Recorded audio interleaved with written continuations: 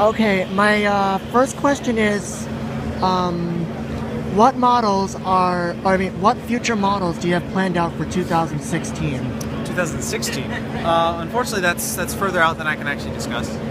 Usually, we have about a 3 to 4 month release, like ahead of time window that we can discuss, and once we've announced it. But yeah, once you get outside that range, it's not even necessarily set at this point because the factory schedule is always changing. So unfortunately, I can't tell you. Okay, question 2 is, what got you to produce the Metro locomotives right over there? Well, obviously we are based in Schaumburg, so we're based in the Chicago area. So these are local trains for us. Obviously, we do have some control over what we do as far as projects go. Obviously, the numbers have to add up, but it was a project we wanted to do, so we proposed it to the powers that be over in Japan, and we got approved on it. So yeah, it was more just kind of a hometown thing. We wanted to produce commuter locomotives. There's not a lot of a commuter market. There's not a lot of people making commuter equipment in NRHO gauge. So we wanted to make commuter stuff, and it would be a shame not to do our own local stuff. So that was what we wanted. Interesting. Okay, third question is, were there any models that were planned to be released but then were called off at last minute? Last minute? Like last minute called off models? Usually, once we've announced something, it's very rare that we ever cancel it because you've announced it, people are taking money for it. It's bad business. There's all sorts of projects that we'll prepare for. For every one locomotive comes out, we may have 3 in the planning stages that maybe get pushed back to a following year or maybe get canceled. Chances are, though, no one never knows about them. Like, I can think of one model train company that did have planned to release some models, but then called them off and canceled them at the last minute. Bachmann, yeah, Bachmann actually made these locomotives for HL scale, but yeah, that's just like a comparison. Are you guys in competition with Bachmann as well?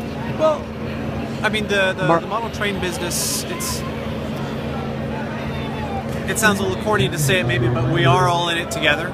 Obviously, we're all competing companies. There's only so many modelers. There's only so much money going around for people to buy their own trains. But in a way, yes, we are in competition. But in a lot of ways, we're all working towards the same goal. We want to promote the hobby. We want people to enjoy trains. We try and avoid making the same things whenever possible. Sometimes there's overlap, obviously, but overlap? Yeah, I mean, like. What do you mean by overlap?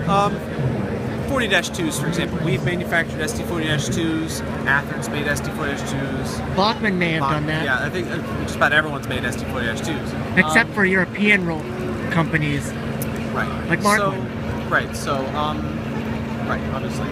So, it's whenever you have multiple companies making the same model, it really cuts into the market of, because if I'm a modeler and I want an SD4H2, I'm probably going to go out and buy, I'm like, well, whose SD4H2 am I going to buy? And I'm just going to buy one of them. So the other manufacturers for those models, they lose out. And that's not good for anyone, really, because you never want to have product unsold. It's not good for the hobby as a whole. So we try and avoid overlap as far as different products go. Good one. Have you thought of producing the Thomas range for Kato, or has that never come up? That is not in our control. Things like Thomas, stuff like that, those are heavily licensed. Those are the licensing issues involve manufacturing Thomas products, getting the license for those. It's very expensive. It's very heavily controlled. If we were to just make a Thomas engine, we'd probably be sued into the ground.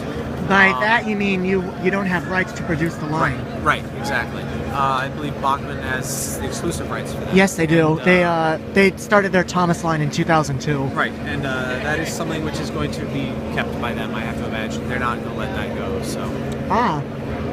Okay, that was just like a thought, like, And come on, we have like Bachmann and Hornby producing Thomas, so I'm pretty sure Kato would come up with that. I'm sure we could make some very fantastic Thomas models. The narrow gauge engines would be great to see. I mean, Kato is like basically N scale, correct? Our majority of our market is N scale, yes. We do N and HO both, but probably about 75 to 80% of our total sales is in N gauge. Interesting. Were there any prototype models that were have you released any prototype model of your prototype models? Any pictures? Any prototype models of prototype models? Early edition versions? And stuff Yes. Like that? Usually, actually, yeah. There's been a lot of instances where, especially with larger things like with like the GS4, the FEF, GG1, some of those larger, more high what's the word I'm looking for?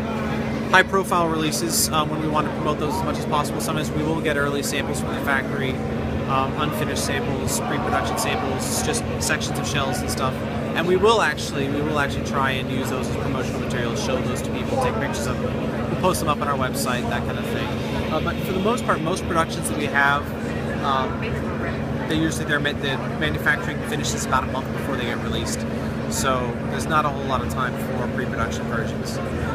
Other than those high-profile releases. So, my final question is: would you recommend Kato to anyone who loves model trains and model railroading in general?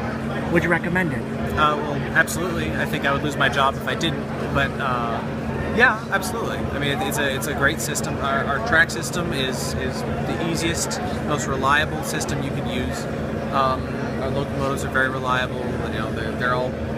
Like DCC upgrading is standard, so anything you want, you can put DCC in, or you can have it ordered with DCC.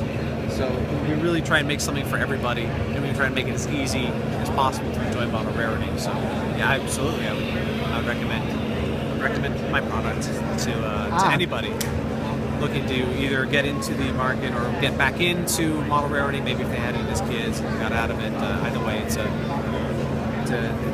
good line to use. Oh, another question came up. One last one. Okay. Have you produced any DCC models in N scale or HO?